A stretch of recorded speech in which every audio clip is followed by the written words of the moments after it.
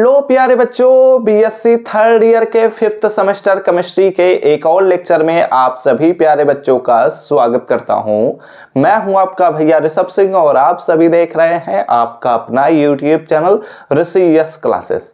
और आज के इस वीडियो में हम बात करने वाले हैं जो हमारा पेपर 2 है, जिसका नाम rearrangement and chemistry of group elements है। उसका ही जो यूनिट थर्ड है, जिसमें हम यस ब्लॉक एलिमेंट्स के अंतर्गत एल्कलाइन अर्थ मेटल्स के बारे में पढ़ रहे थे, उसका ही हम एक और लेक्चर लेकर आ चुके हैं। हम अपने पिछले लेक्चर में यह बात समझ चुके हैं कि एल्कलाइन अर्थ मेटल्स क्या होते हैं, इनका इलेक्ट्रॉनिक कॉन्फ़िगरेशन क्या होता है और इनके फिजिकल प्रॉपर्टीज से रिलेटेड 2-3 पॉइंट्स पर हमने बात भी किया था। और इस वीडियो में हम इसके बचे हुए फिजिकल प्रॉपर्टीज को कंप्लीट करेंगे और साथ ही साथ इसके केमिकल प्रॉपर्टीज को भी कंप्लीट करने वाले हैं। तो अगर आप सब इस चैनल पर पहली बार आए होंगे तो जरूर नीचे दिए हुए रेड बटन पर क्लिक करके सब्सक्राइब कर लीजिए, साथ ही बेल आइकन को ऑल पर सेलेक्ट कर लीजिएगा। और पिछले लेक्चर्स को नहीं देखे हैं तो पूरा प्लेलिस्ट का लिंक आप सभी को डिस्क्रिप्शन में मिल जाएगा। ठीक है, चलिए अब एक एक करके हम शुरुआत करते हैं, बात करते हैं सभी टॉपिक्स पर। तो फिजिकल प्रॉपर्टीज में एक और टॉपिक हमारे पास बचता है जिसे हम कहते हैं रिड्यूसिंग नेचर। ठीक है, अब हम रिड्यूसिंग नेचर पर बात करने वाले हैं कि हमारे पास अगर कोई भी एक एल्कलाइन अर्थ मेटल दिया गया है तो उसका रिड्यूसिंग नेचर क्या होगा उस पर ही हम यहां पर बात करेंगे। ठीक है, तो हम यह बात ऑलरेडी समझ चुके हैं कि जो हमारे पास एल्कलाइन अर्थ मेटल होते हैं वो बेरिलियम टू बेरियम होते हैं।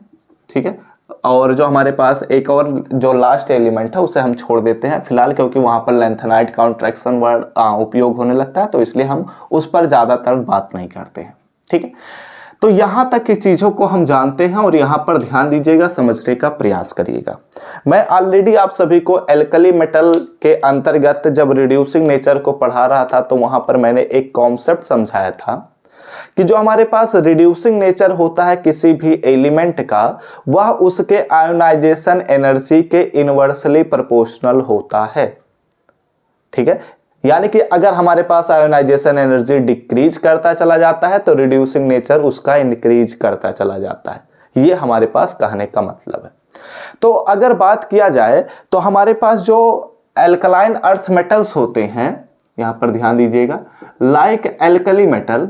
ठीक है, एल्कली मेटल की तरह ही, ठीक है, लाइक एल्कली मेटल्स, जो हमारे पास एल्कलाइन अर्थ मेटल्स होते हैं, ठीक है, एल्कलाइन अर्थ मेटल्स, ठीक है, और स्ट्रॉन्ग, ठीक है, स्ट्रॉन्ग रिड्यूसिंग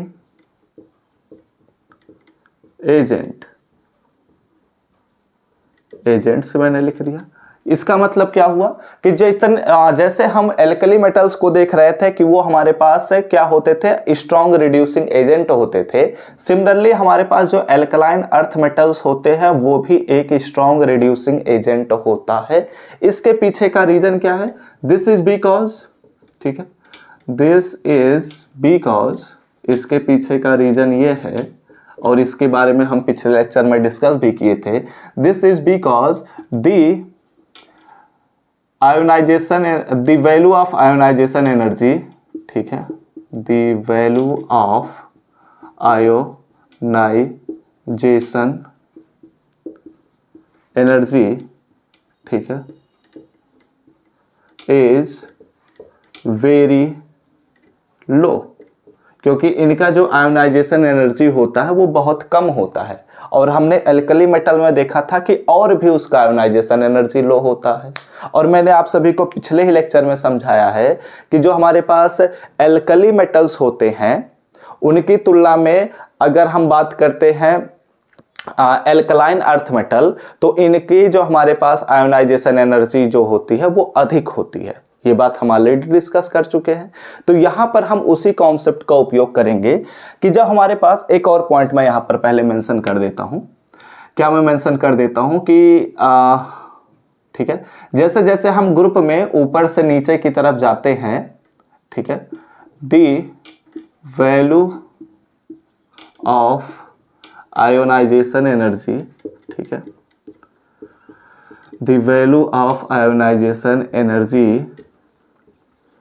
इज, ठीक है, डिक्रीजेज, ठीक है, डिक्रीजेज एज वी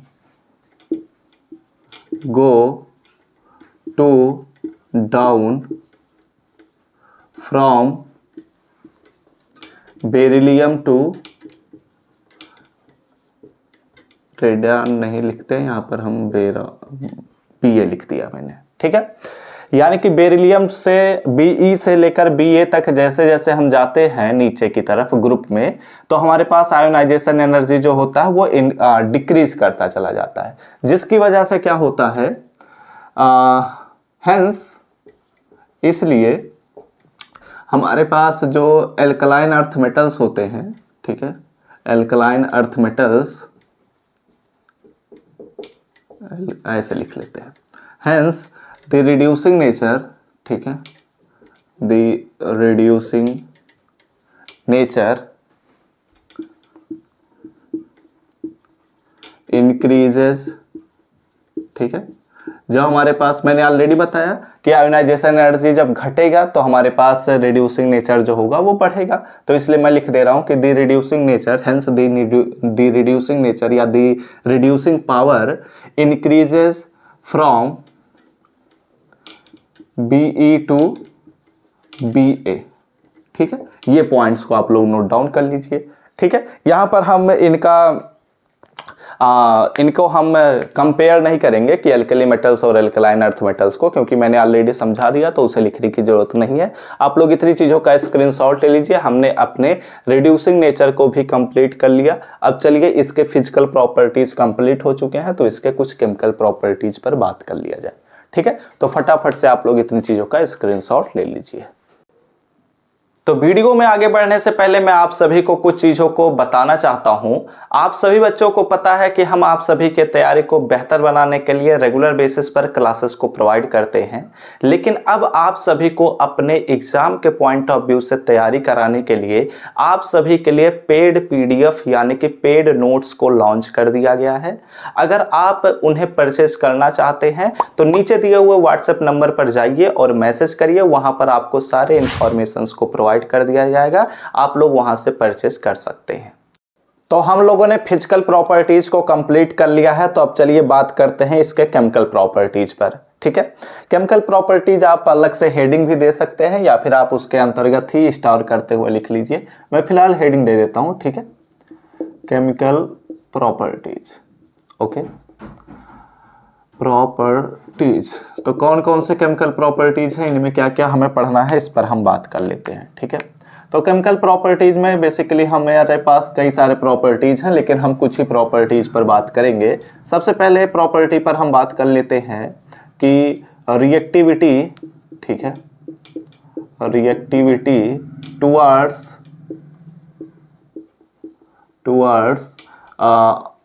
वाटर, ठीक है, ऐसे लिख लेते हैं।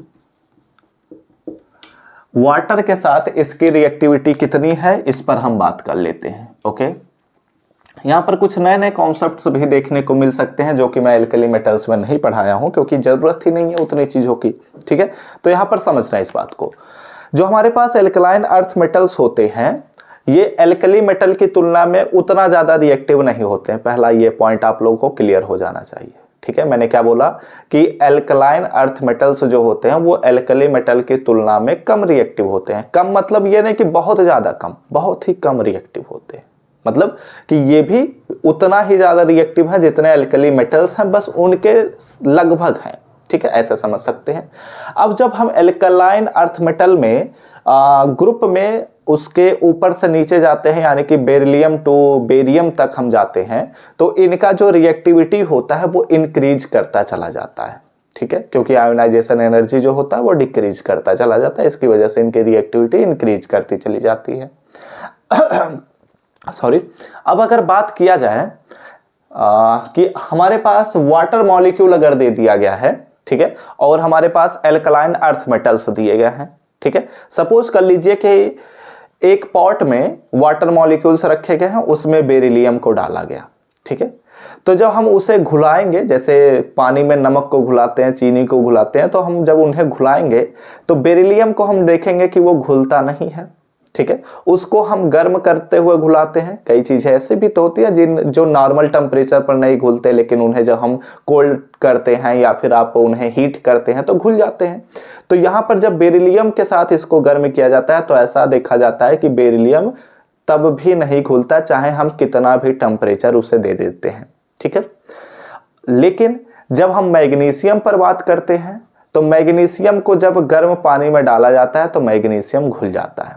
लेकिन अगर बात किया जाए कैल्शियम पर, स्ट्रोंटियम पर, या फिर आप बात कर सकते हैं बेरियम पर, ठीक है। तो ये जो हमारे पास तीनों एलिमेंट होते हैं ये वाटर मॉलिक्यूल के साथ कोल्ड वाटर में भी बहुत ही आसानी से घुल जाते हैं, इनको ज्यादा प्रॉब्लम नहीं होती है, ठीक है। लेकिन स्टार्टिंग के जो दो हमारे पास एल्कलाइन अर्थ मेटल्स हैं ये वाटर मॉलिक्यूल में उतनी जल्दी नहीं घुलते, या फिर कहा जा सकता है कि ये घुलते ही नहीं है, ऐसे भी कहा जा सकता है। इसलिए हम सेंटेंस को कुछ इस प्रकार से बनाएंगे कि एल्कलाइन अर्थ मेटल्स, ठीक है, alkaline earth metals are less reactive, ठीक है, are less reactive towards water, ठीक है। ये वाटर की तरफ क्या करते हैं, बहुत कम अपने क्रिया को दिखाते हैं, towards less reactive towards water than the alkali metal, ठीक है। एल्कली मेटल की तुलना में ये ऐसा करते हैं, जबकि एल्कली मेटल इनसे ज्यादा घुल जाता है, ठीक है, ऐसा देखा गया है। ओके, एंड अगर यहाँ पर मैं जो अभी आपको समझाया उसी चीज को अगर मैं लिखना चाहता हूँ तो यहाँ पर ऐसे भी लिखा जा सकता है। क्या लिखा जा सकता है कि जो हमारे पास बेरिलियम होता है, बेरिलियम डज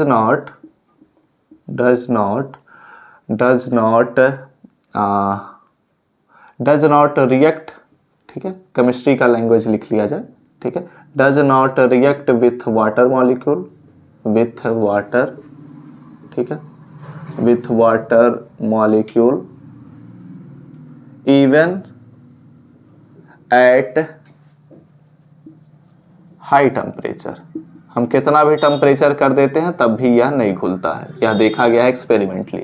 जबकि अगर बात किया जाए मैग्नीशियम पर, ठीक है, तो मैग्नीशियम रिएक्ट्स विथ, ठीक है, ये रिएक्शन कर लेता है, रिएक्ट्स विथ हॉट वाटर, ठीक है, ये हॉट वाटर के साथ बहुत ही इजीली रिएक्शन कर ले जाता है।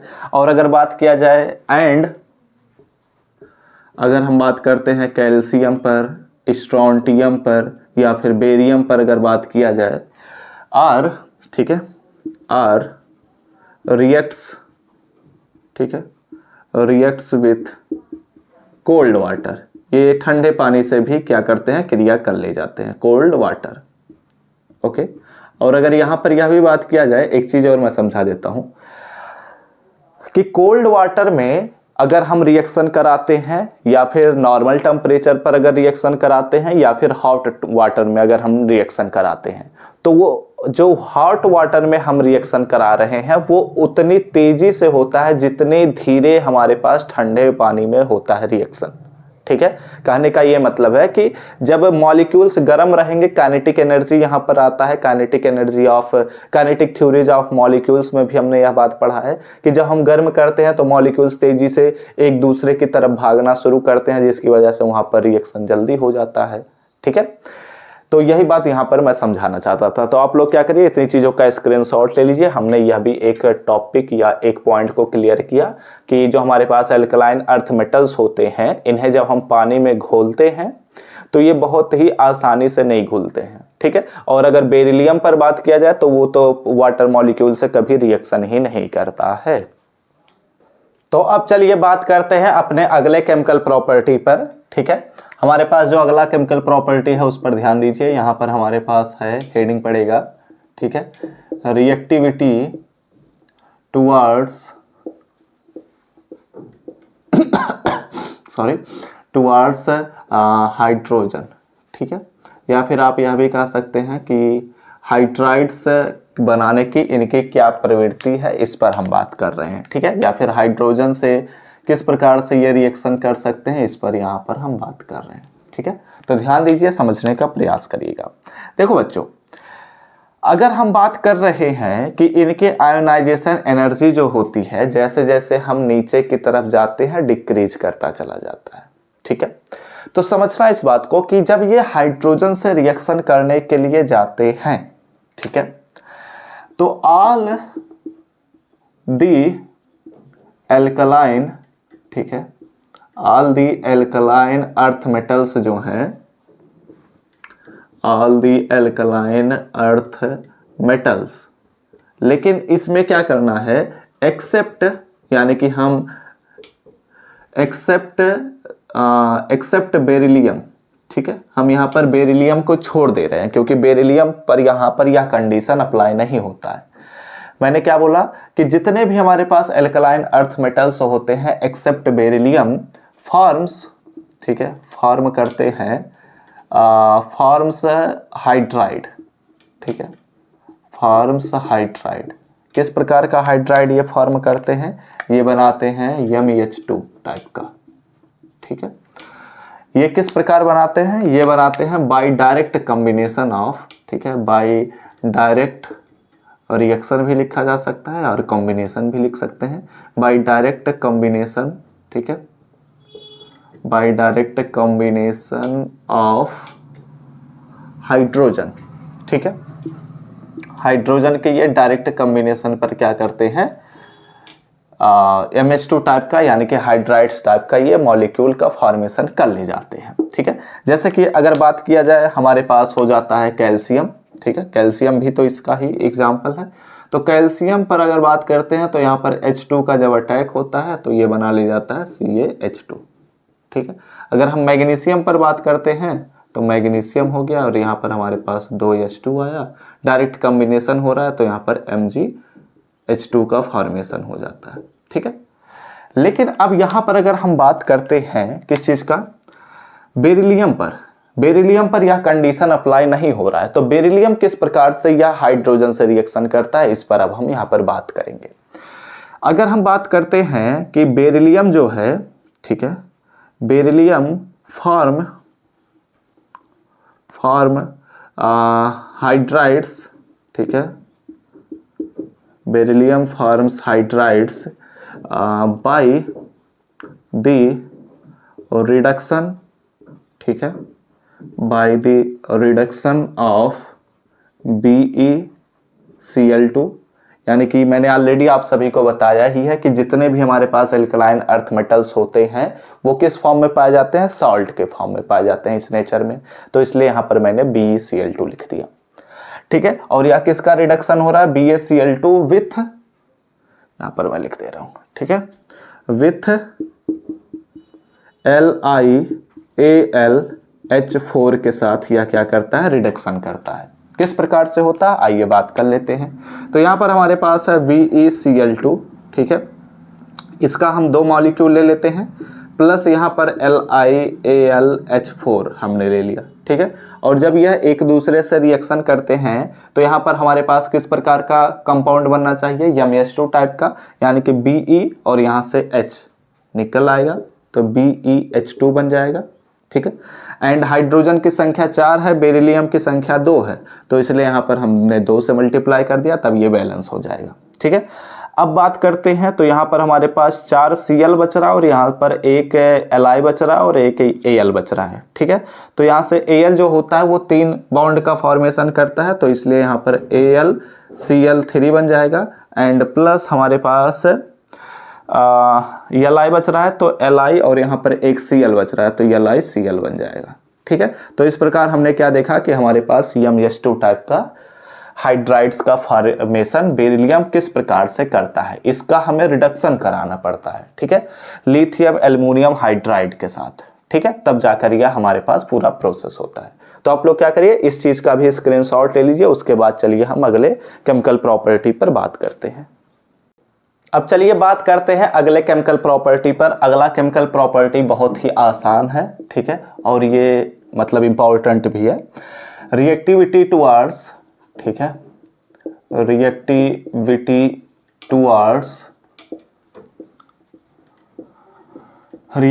Towards halogen.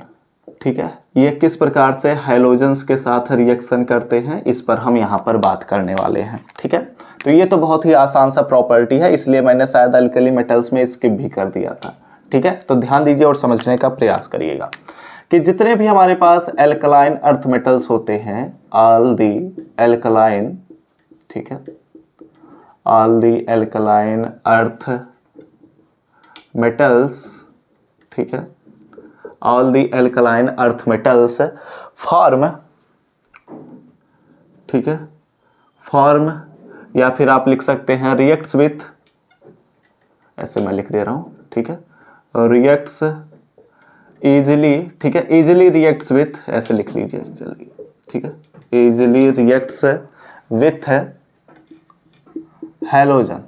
ठीक है, ये हैलोजन के साथ बहुत ही आसानी से रिएक्शन को करते हैं एंड फॉर्म करते हैं, and form MX2 type molecule, MX2 type molecule.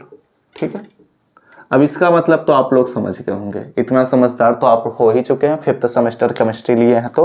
देखो बच्चों, MX2 टाइप कैसे मॉलिक्यूल बन रहा है, हमारे पास सब कुछ कर लेते हैं, कोई भी हमारे पास, चलो जनरल ही मैं ले लेता हूं, यम हमारे पास क्या है, कोई भी एल्कलाइन अर्थ मेटल है। ठीक है, वो बेरिलियम भी हो सकता है, मैग्नीशियम भी हो सकता है, कैल्शियम भी हो सकता है, स्ट्रोंटियम भी हो सकता है, कुछ भी हो सकता है, मतलब एल्कलाइन अर्थ मेटल ही होना चाहिए। अब इसका जब हम किसी भी हैलोजन के साथ रिएक्शन कराते हैं, या हैलोजन भी कोई भी हो सकता है, तो इस प्रकार यह क्या करता है, यह MX2 टाइप का डायरेक्ट मॉलिक्यूल बनाता है और यहाँ पर डायरेक्ट रिएक्शन होता है, कुछ भी ऐसा नहीं है कि अलग से रिएक्शन होगा। ठीक है, यहाँ पर ध्यान रखिएगा कि यहाँ पर हमारे पास X जो है, ठीक है, वैसे यहीं पर मैं लिख दे रहा हूँ, ठीक है, साइड में लिख दे रहा हूँ कि हमारे पास X जो है वो हमारे पास फ्लोरीन भी हो सकता है, क्लोरीन भी हो सकता है, ब्रोमीन भी हो सकता है, आयोडीन भी हो सकता है, इनमें से कोई भी हो सकता है।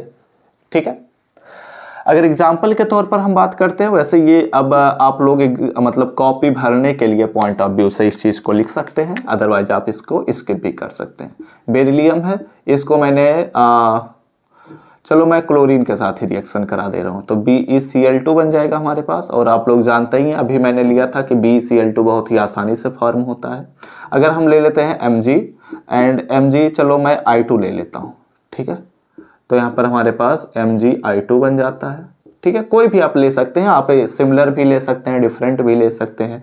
ऐसे ही अगर हम कैल्शियम पर बात करते हैं, तो कैल्शियम का हम चलो फ्लोरीन के साथ रिएक्शन करा देते हैं, तो यहाँ पर CaF2 बन जाता है। ठीक है, यहाँ पर भी थोड़ा बहुत एक्सेप्शंस आएंगे कि जैसे मतलब ये इस जैसे कैल्शियम है तो वो किससे जल्दी रिएक्शन करेगा, किससे कम रिएक्शन करता है, ये भी चीजें हैं, लेकिन वो सारी चीजें हमें यहाँ पर डिस्कस नहीं करना है। ठीक है, तो ये हमने एक और केमिकल प्रॉपर्टी को कंप्लीट किया, आप लोग इतनी चीजों का स्क्रीनशॉट ले लीजिए। तो यहां पर हमने क्या किया, अपने केमिकल प्रॉपर्टीज को भी कंप्लीट कर लिया है। अब यहां पर कुछ छोटे छोटे पॉइंट्स बच रहे हैं जिनको हम एल्कली मेटल और एल्कलाइन अर्थ मेटल से रिलेट करते हुए पढ़ते चलेंगे। ठीक है, एक छोटा सा पॉइंट है जो कि अक्सर पूछ लिया जाता है एग्जाम में। ठीक है, तो इसे भी आप लोग लिख लीजिए, एनोमलस। ठीक है, एनोमलस, ठीक है, नेचर ऑफ बेरिलियम। ठीक है, ओके, अब ये बात समझिए कि बेरिलियम का जो एनोमलस नेचर है वो क्या होता है। ठीक है, या फिर आप लिख सकते हैं, या फिर आपसे क्वेश्चन पूछा जा सकता है कि एनोमलस बिहेवियर ऑफ बेरिलियम बताइए, तो उसका क्या होगा, ये बात कर लेते हैं। तो जो हमारे पास बेरिलियम होता है, ठीक है, यहां पर मैं लिखता चलता हूं ताकि समय ज्यादा ना लगे। ठीक है, बेरिलियम जो होता है बेरिलियम इज द फर्स्ट, ठीक है, first element of alkaline earth metal. ठीक है, एल्कलाइन अर्थ मेटल जो हमारे पास होते हैं उनका यह क्या है, सबसे पहला एलिमेंट है, तो एल्कलाइन अर्थ मेटल। ठीक है, एंड अगर इसके हम एनोमलस नेचर पर बात करते हैं तो देयर आर फॉलोइंग,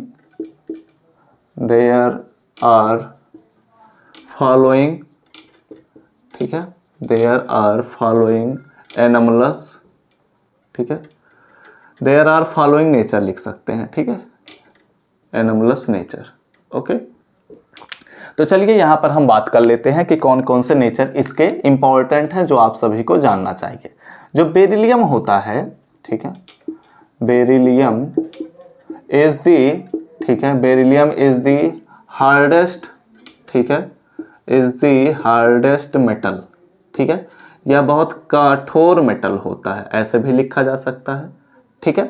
एंड अगर यहां पर हम दूसरे पॉइंट पर बात करते हैं तो हमने आप सभी को ऑलरेडी समझाया है कि बेरिलियम का जो साइज होता है वो काफी छोटा होता है, ठीक है। तो यहां पर मैं लिख देता हूं कि दी एटॉमिक रेडियाई, ठीक है, दी atomic radii and ionic radii, ठीक है, एंड आयनिक रेडियस, ठीक है, क्योंकि यहाँ पर रेडियाई थोड़ी होगा, यहाँ पर रेडियस होगा, ठीक है, तो इसे भी आप लोग सही कर लीजिए कि ये हमने क्या लिखा है, रेडियस, ठीक है। जो एटॉमिक एंड आयनिक रेडियस होता है बेरिलियम का ऑफ बीई इज लेस, या फिर आप लिख सकते हैं स्मॉलर, ठीक है, is less than other alkaline, ठीक है, अदर ऐसे लिख लेते हैं, अदर ग्रुप 2 एलिमेंट्स, ठीक है। तो बात तो एक ही होगी, कोई दिक्कत की बात तो नहीं होनी चाहिए, ठीक है। तो ये हमारे पास दूसरा पॉइंट हो गया। तीसरा पॉइंट अगर बात करते हैं कि जो हमारे पास बेरिलियम जो है उसका आयनिक रेडियस और एटॉमिक रेडियस छोटा है, तो इसका जो आयोनाइजेशन एंथैल्पी होगा या फिर आयोनाइजेशन पोटेंशियल होगा, तो यहां पर मैं लिख देता हूं, वह क्या होगा, बहुत ही कम होगा, ठीक है, सॉरी, इसका जब साइज छोटा है तो इसका आयोनाइजेशन एंथैल्पी बहुत ज्यादा होगा, ठीक है। तो दी पोटेंशियल एनर्जी, ठीक है, सॉरी, दी आयोनाइजेशन पोटेंशियल, ठीक है, दी आयोनाइजेशन पोटेंशियल, ठीक है, the ionization potential of beryllium is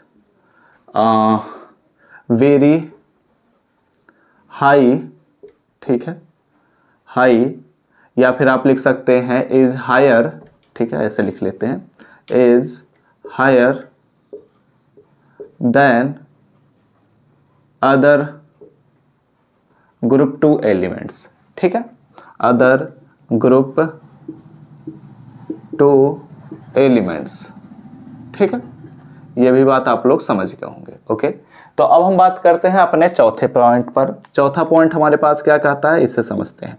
देखो, अब एक बात मैं समझा देता हूं पहले ही, कि जितने प्रॉपर्टीज को अभी तक हमने डिस्कस किया है ना, चाहे वो फिजिकल प्रॉपर्टी है चाहे वो केमिकल प्रॉपर्टी है, उसमें हमने बेरिलियम को स्पेसिफिक मेंशन भी किया है। जैसे अगर बात किया जाए तो वाटर मॉलिक्यूल से किस प्रकार बेरिलियम रिएक्शन कर रहा है या नहीं कर रहा है, इसको मैंने अलग से मेंशन किया है, ठीक है। तो वही सभी पॉइंट्स हम क्या कर रहे हैं, यहां पर अलग अलग लिख रहे हैं, और वही उसका एनोमलस बिहेवियर है या एनोमलस नेचर है। लेकिन ये बात पूछ ली जाती है, अलग से पूछा जाता है, इसलिए हम यहां पर मेंशन करते चल रहे हैं, ठीक है। तो यहां पर एक हमारे पास, चलो एक लास्ट पॉइंट ही बस मैं लिख दे रहा हूं, लेकिन आपको 5 से 6 पॉइंट जरूर लिख कर आने चाहिए। तो यहां पर मैं लिख दे रहा हूं कि जो हमारे पास बेरिलियम होता है ये वाटर मॉलिक्यूल से बहुत ही रिएक्शन ही नहीं करता है, ठीक है। तो इसको मैं यहां पर मेंशन कर देता हूं, बेरिलियम, ठीक है, बेरिलियम डज नॉट